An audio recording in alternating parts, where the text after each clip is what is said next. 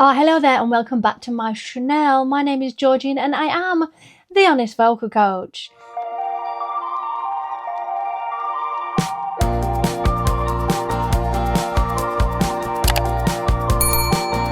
Now, yes, it does look like I am in a craft room, or rather my YouTube room is kind of turned into a bit of a craft room. I picked up a new hobby last year of crochet and I have dived into it full on.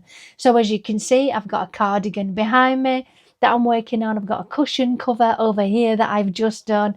It's just something I do in my downtime and I really enjoy a bit of crochet. Today I am doing a reaction review of Lady Gaga's brand new album called Mayhem. Now, you guys really appreciated my last album review, which was Something Beautiful by Miley Cyrus.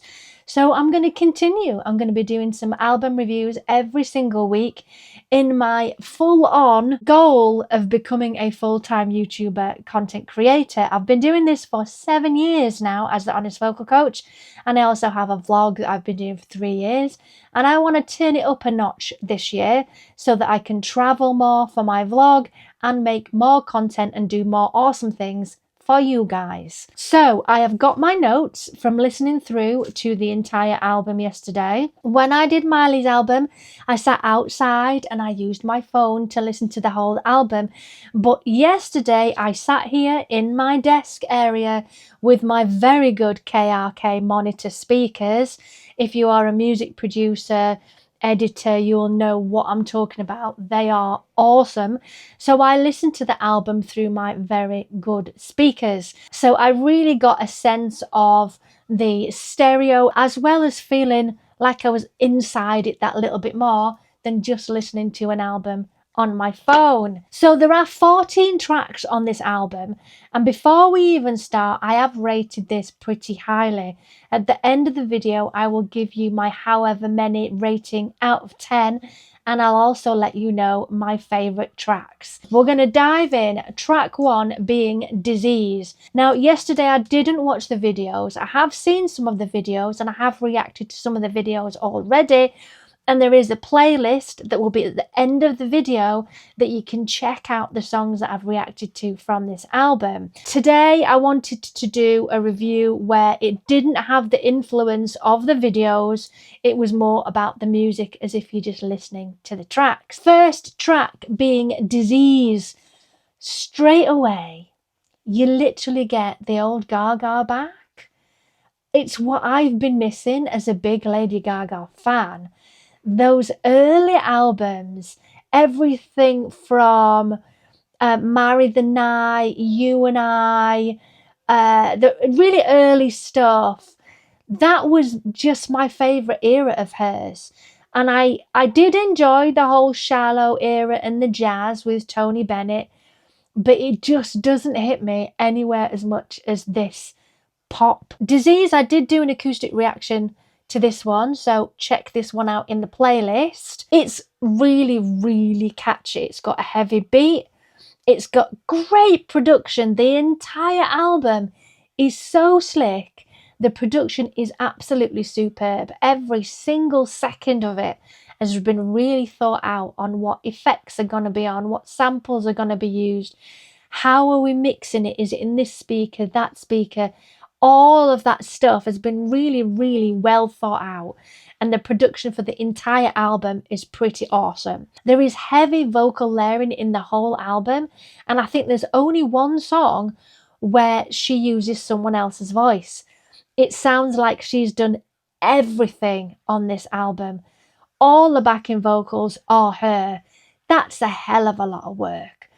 I don't think people realise how much work writing an album actually is, and the time it takes in the studio and coming up with the ideas and the recording of it, and everything from, you know, imagery and the artwork, and then the choreography and your videos, and it's a huge undertaking. And if you make a huge album and it flops, it must feel just awful. So I can completely relate to new artists who are writing their albums, you know, when they're young and they're starting out and they've got all this exciting creativity and they put the album out and nothing happens. That's just awful. It's soul destroying because the amount of work that it takes is massive. I really enjoyed the use of distortion vocally in this album. There is a lot of it throughout. There's also moments where the old Gaga style sort of seeps back in again, especially on the talky parts of some of the tracks. But the vocal layering, my goodness, there's some real range. To sing this entire album is a massive undertaking. It really is. And I'm not just saying that, it really is. To perform all of these songs, that's tough. That's severe vocal stamina. That's on another level. The first track is a real bop. It draws you into the album, which is a great thing to do. You want to get your audience involved and give them a flavour of what the rest of the album is going to be like. I love the classical elements of this first track as well, especially in the breakdown of the bridge, because she does use some classical toning and vowel shaping when she sings throughout the album. It's almost like a classical crossover at times. I really enjoyed the reverse effect as well in this track. There's some moments where it's reversed, the samples. It sounds so good. Okay, track 2, Abracadabra. And if I get lost in the numbers, I apologise. I did write the numbers down, but I'm probably just going to forget what numbers they are. But you know what the song is anyway. So Abracadabra is probably one of the most clever of the album. I am a big fan. I won't tell you my favourites yet, but Abracadabra is definitely in there. It shows how technically good she is as a musician. The theory behind this is superb. The staccato, the way that she breaks up the words on the abracadabra, abra-una-na, and the abracadabra, all of that is so incredibly clever. This song is a proper earworm. It absolutely sticks in there. And I know I wasn't going to mention the videos because I didn't watch any of the videos when I did this listening through yesterday, but the video for Abracadabra is so good, isn't it? And the choreography and just the use of the voices of the dancers as well within the video, it's genius. Dance on Fire and Floors on Fire, love that part of the track. 80 samples are really added to this song and they are kind of smattered through the entire of the album. And the use of her vocal range in this song is fantastic, but it is in pretty much every single track. There's no simple in this. Everything has been done full on, 100%, dialed up to 11. So then we get Garden of Eden. Now this one took me a minute to get into. It sounds dirty. It's got this distorted guitar and it's got like a grungy kind of feeling to it. I would say it's catchy dance floor kind of tune. Feels 90s. It does feel slightly Kesha and Avril Lavigne with the vocal use. And the segue, the ooh segues, so smooth. So far, this album is fantastic. Absolutely no fills. Every single song is a bop so far. So then we get to Perfect Celebrity, and I've just written, yes, she is the perfect celebrity. Dirty guitar, again in this one. Heavy chords with really clean vocals. It feels less full of sound, this one. It's a bit sort of stripped back a little bit more.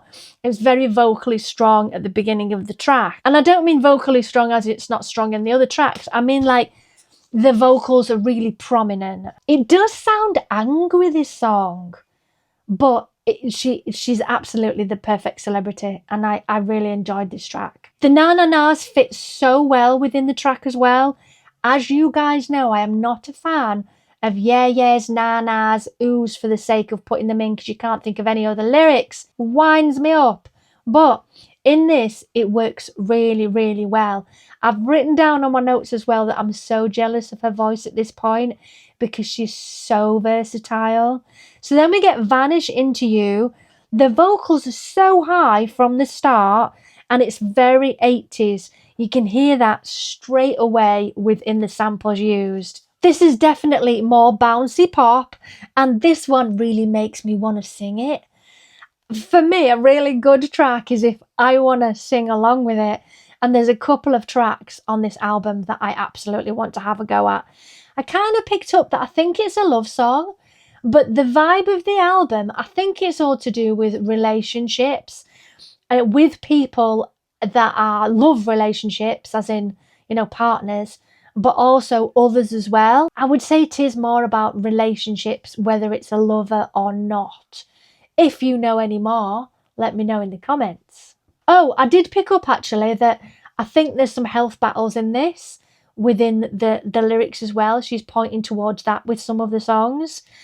Drums in this track as well are so 80s, including the drum fills. It sounds brilliant. Again, the production is awesome. So good. Right, now we're up to Killer.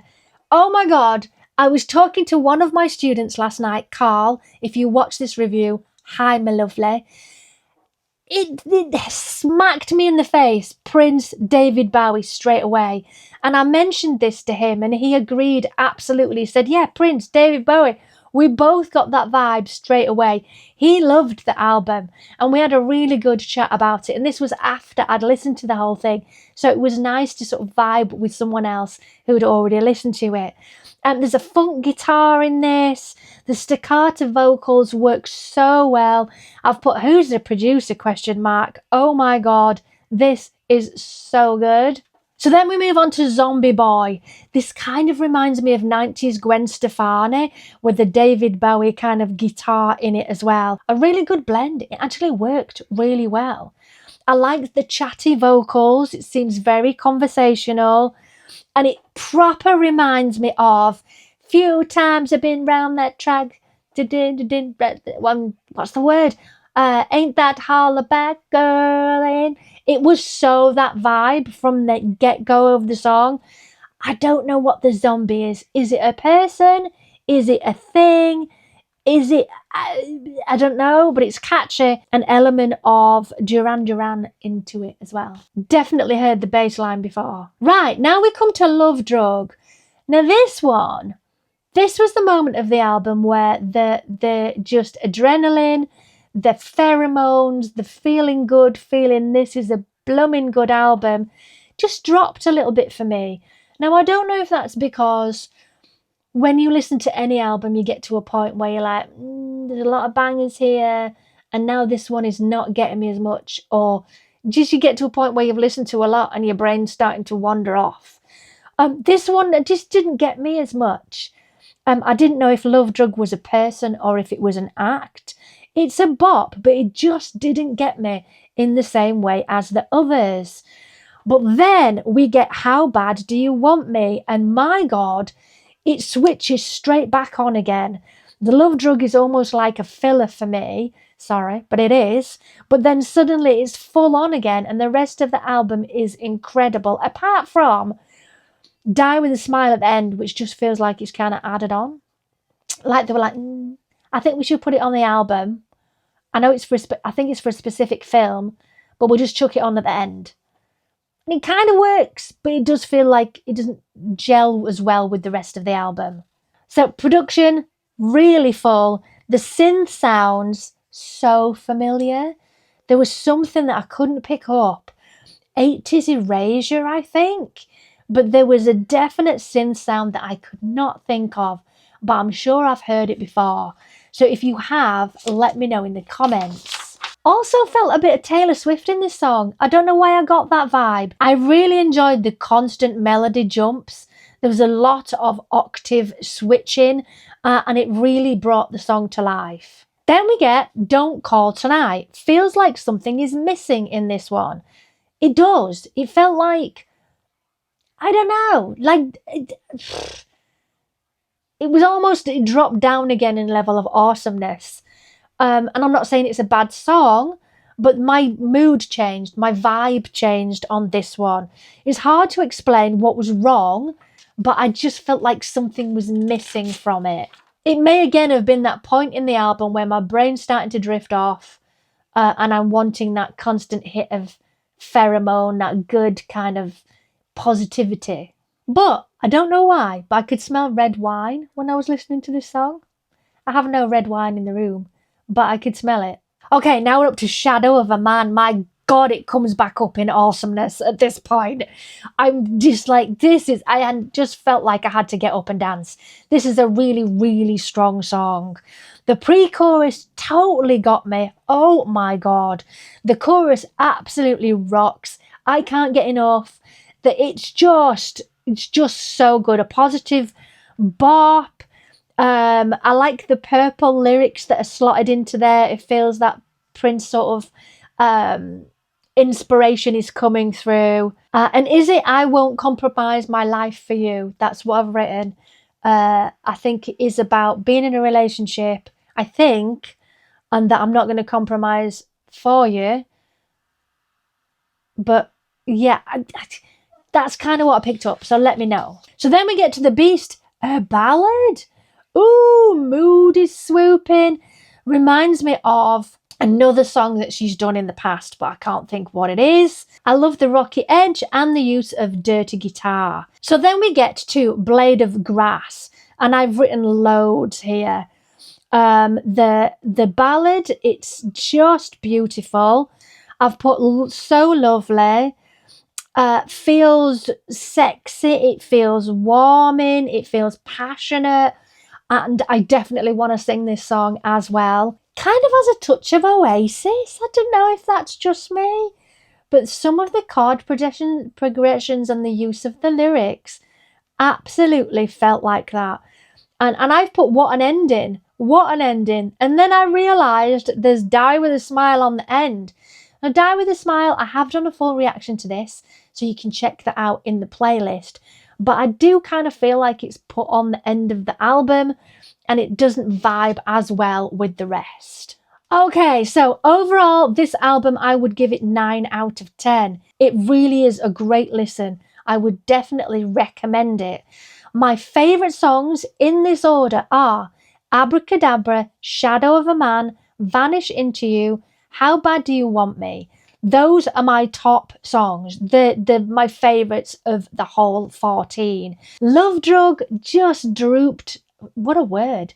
It dropped a little for me. I don't know. It wasn't the strongest song off the album, and that was the point where it kind of just the vibe just dipped down a little bit, but then it kind of built back up again for the rest of the album. The reason I'm giving it 9 out of 10 is the production is superb. The vocals are superb. The songwriting is superb.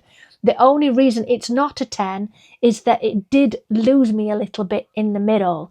But despite that, I just think it's an incredible album and I would definitely advise you to listen to it. So thank you so much for sticking around for this album reaction review. If you want more album reviews, please let me know in the comments of who you want me to review. And let me know your opinions on this album. Which songs did you like best? Which is your favourite? Was it Abracadabra like me and Shadow of a Man? Just fantastic tracks. So let me know in the comments and I'll see you in the next one. Bye, loves.